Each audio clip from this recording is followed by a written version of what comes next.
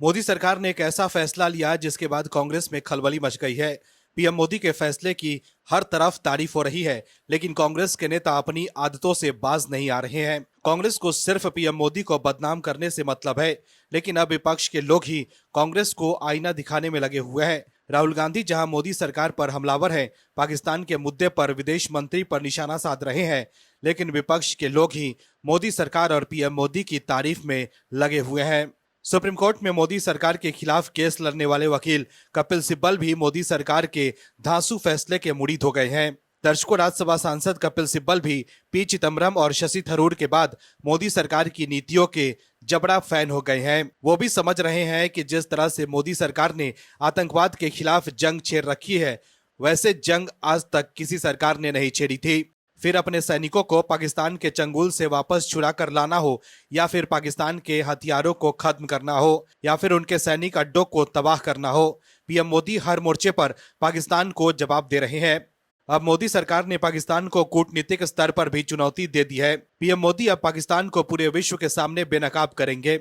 पाकिस्तान को अब भारत पूरी तरह से बदहाल करने की जुग्गत में लग चुका है। लेकिन कैसे कपिल सिब्बल मोदी सरकार से हो गए हैं खुश, बताते हैं आपको इस रिपोर्ट में। दर्शकों, राज्यसभा सदस्य कपिल सिब्बल ने ऑपरेशन सिंदूर के बाद राजनयिक प्रयास के तहत विभिन्न देशों में प्रतिनिधि मंडल भेजने संबंधित केंद्र के फैसले का स्वागत किया है।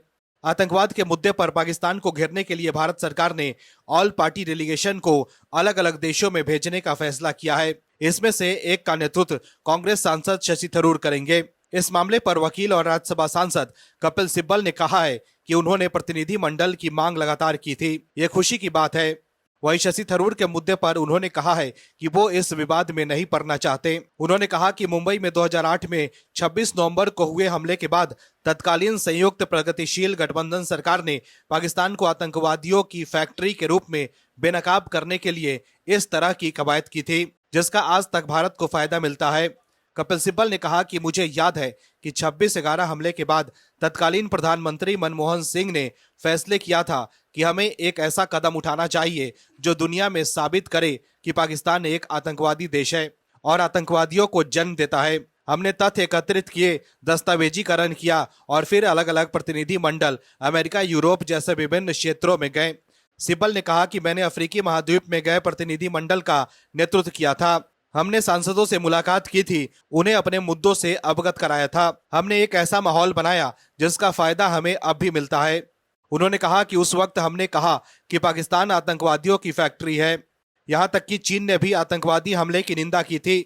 ऑपरेशन सिंदूर के बाद आतंकवाद को कतई बर्दाश्त नहीं करने का भारत का संदेश को लेकर सर्वदलीय प्रतिनिधि मंडल विदेश जाएगा, जिसमें से 4 प्रतिनिधि मंडलों का नेतृत्व सत्तारूढ़ दलों के नेता, जबकि 3 की अगुवाई विपक्षी दलों के नेता करेंगे। वही विदेश जा रहे डेलीगेशन में शशि थरूर के नाम से कांग्रेस खुश नहीं है। कांग्रेस नेता जयराम रमेश ने मोदी सरकार पर निशाना साधा है, लेकिन कपिल सिब्बल इस मुद्दे पर कुछ न बोलकर ऑल पार्टी डेलीगेशन के फैसले का स्वागत कर मोदी सरकार को समर्थन दिया है।